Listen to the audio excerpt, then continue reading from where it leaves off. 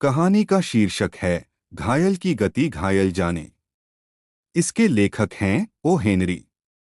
चोर ने खिड़की के भीतर पैर जल्दी से रखा और कुछ देर तक प्रतीक्षा करने लगा।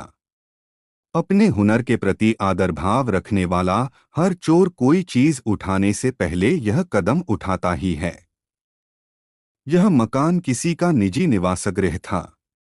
तख्ते से ढके हुए सामने के दरवाजे और संवारे बोस्टन के सदाबहार पौधों को देखकर चोर ने जान लिया कि घर की मालकिन समुद्र के किनारे किसी बरामदे में बैठी हुई किसी सहृदय नाविक से कह रही होगी कि उसके एकाकी और पीड़ित हृदय को किसी ने नहीं पहचाना।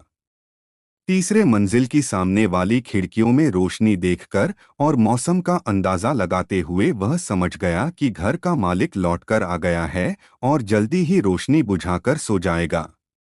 उस समय मालिक मकान छत पर के बगीचों और टाइपिस्ट लड़कियों का क्षणिक आनंद छोड़कर अपनी जीवन संगिनी की बाट जोहने लगते हैं ताकि नैतिक और सामाजिक स्थिरता प्राप्त हो सके।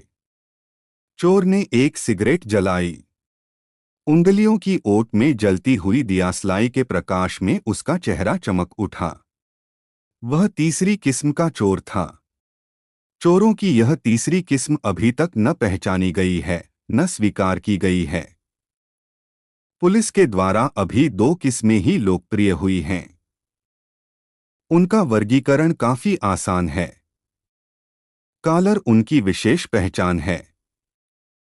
जब कोई सा चोर जो कॉलर नहीं पहनता हो पकड़ा जाता है, तब उसे सबसे हल्के दर्जे का पतित, एकदम दुराचारी और दुष्ट कहा जाता है।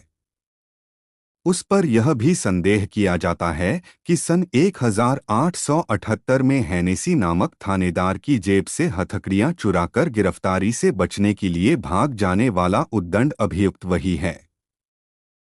दूसरी जानी पहचानी किस्म का चोर वह है जो कॉलर पहनता है।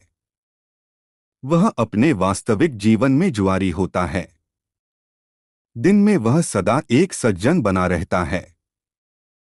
सही सूट पहनकर नाश्ता करता है और दीवार पर कागज लगाने वाला बना फिरता है।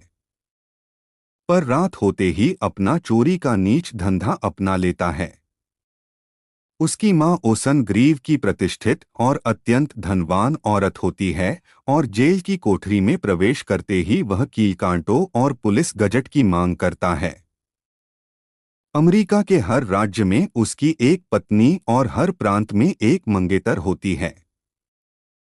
जिन महिलाओं का 5-5 डॉक्टरों द्वारा इलाज भी असफल हो जाए और उसके बाद एक ही खुराक में जिन्हें काफी चैन पड़ जाए और एक पूरी बोतल में तो पूरा आराम, उन्हीं की तस्वीरों को अदल कर अखबार वाले उसकी शादी के समाचार छापते हैं। इस चोर ने एक नीला स्वेटर पहन रखा था। वह न जुआरी किस्म का था और न नरक के कीड़ों जैसा। उसका वर्गीकरण करने में तो पुलिस भी पेशोपेश में पड़ जाती। उन्होंने अभी तक से कुलीन और विनीत चोरों के बारे में सुना तक नहीं था जो अपने दर्जे से न अधिक और न कम हैं। तो इस तीसरे किस्म के चोर ने अब खोज शुरू की। उसने नकाब या काला चश्मा या रबर के जूते कुछ भी नहीं पहन रखे थे। उसकी जेब में एक तमंचा था और वह चिंतामग्न एक पीपरमेंट की गोली चूस रहा था। गर्मियों की धूल से बचाने के लिए फर्नीचर पर गिलाफ चढ़े हुए थे। सोना चांदी वहां से दूर किसी बैंक के तहखाने में होंगे। चोर को कोई विशेष रकम प्राप्त होने की आशा नहीं थी। उसका निर्दिष्ट स्थान तो वह हल्की रोशनी वाला कमरा था जहां घर का मालिक अपने एकाकीपन का जैसे तैसे उपचार करके संतोषपूर्वक गहरी नींद में सो रहा था।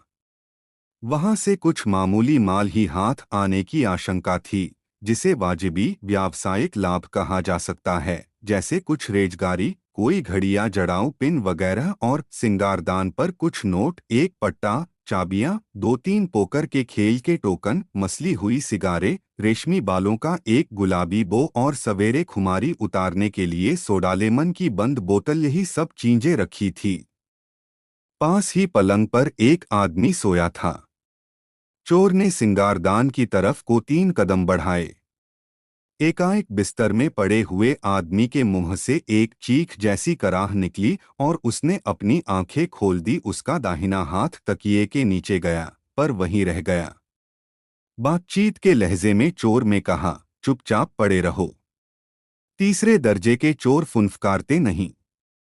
बिस्तर में पड़े हुए नागरिक ने चोर की पिस्तौल के गोल मुंह की ओर देखा और चुपचाप पड़ा रहा। चोर ने आदेश दिया, अब अपने दोनों हाथ ऊंचे करो। बिना दर्द दांत निकालने वाले दंतचिकित्सक की तरह दिखने वाले इस नागरिक के एक छोटी नुकीली भूरी सफेद दाढ़ी थी। वह समृद्ध, प्रतिष्ठित, चिड़चिड़ा और नाराज लगता था। अपने बिस्तर पर ही बैठकर उसने अपना दाहिना हाथ सिर से ऊंचा उठा लिया। चोर ने हुक्म दिया, दूसरा हाथ भी हो सकता है कि तुम दोनों हाथ चला सकते हो और अभी बाएं हाथ से गोली दाग दो, तुम दो तक तो गिन सकते हो। क्यों? जल्दी करो। अपने मुंह की रेखाओं को विकृत करते हुए नागरिक ने कहा, दूसरा हाथ नहीं उठा सकता। क्यों? क्या तकलीफ है? कंधे में गठिया है। सूजन भी है। थी, पर अब चली गई है। चोर एकाध क्षण उसकी तरफ पिस्तौल किए खड़ा रहा। उसने सिंगारदान पर पड़े हुए माल पर एक नजर फेंकी और फिर कुछ हक्का बक्का होकर बिस्तरे पर बैठे आदमी की ओर देखा। तभी उसका मुंह भींट कर विरूप होने लगा। नागरिक ने दर्द के साथ कहा, वहां खड़े खड़े मुंह क्या बनाते हो? चोरी करने आए हो तो करते क्यों नहीं? इधर उधर कुछ माल बिखरा तो है? खीसे निपोरते हुए चोर बोला, माफ करना, तुम्हारी हालत से मुझे भी धक्का पहुंचा है। तुम्हें जानकर खुशी होगी कि गठिया और मैं पुराने दोस्त हैं। मेरे भी बाएं हाथ में गठिया था। मेरी जगह और कोई होता तो बायां हाथ न उठाने पर तुम्हें जरूर गोली मार देता। नागरिक ने पूछा, तुम्हारे गठिया कब से हैं? 4 बरस से, मेरे ख्याल से अभी क्या हुआ है? एक बार तुम्हें यह लग जाए फिर तो जिंदगी भर तुम गठिया गए। मेरा तो यही विश्वास है। नागरिक ने पूछा, सांप का तेल कभी इस्तेमाल किया? चोर ने कहा, सेरों। जितने सांपों का तेल मैंने काम में लिया, उतने अगर एक पंक्ति में जमा कर दिए जाएं तो शनि नक्षत्र तक 8 बार पहुंच सकते हैं। और उसकी सरसराहट वालपरेसो, इंडियाना तक सुनाई दे सकती है। नागरिक बोला, कुछ लोग चाइस्लम की गोलियां काम में लेते हैं। चोर ने कहा, बहुत। 5 महीने तक ली हैं। कोई फायदा नहीं। जिस साल मैंने फिनकलहम एक्सट्रैक्ट, गाइलीड बाम और पोल्टिस और पांट पेन पल्वेराइजर का प्रयोग किया, उस साल कुछ राहत हुई। पर मेरे ख्याल से तो जेब में अखरोट रखना कारगर हो गया। नागरिक ने पूछा, तुम्हें सुबह ज्यादा तकलीफ होती है या रात में? चोर बोला, रात में जब मैं अधिक व्यस्त होता हूँ। अच्छा, अब अपना हाथ नीचा कर लो, मेरे ख्याल से अब तुम। अच्छा, तुमने कभी ब्लिजरस्टाक का ब्लड बिल्डर काम में लिया? नहीं, कभी नहीं। तुम्हें दर्द के दौरे आते हैं या हमेशा एक सा दर्द रहता है? चोर बिस्तर के पैताने पर बैठ गया, अपने घुटनों पर पिस्तौल रख ली। उसने कहा, मेरे तो टीस उठती है। जब मुझे उसकी कोई उम्मीद नहीं होती तभी दर्द होने लगता है। क्या बताऊं, मेरे ख्याल से डॉक्टरों के पास भी इसका कोई इलाज नहीं है। यही हालत यहाँ है। मैंने भी करीब $1000 खर्च कर दिए हैं, पर कोई फायदा नहीं। तुम्हारा गठिया कभी सूजता है? हाँ, सवेरे। और जब बरसात आने वाली होती है तब।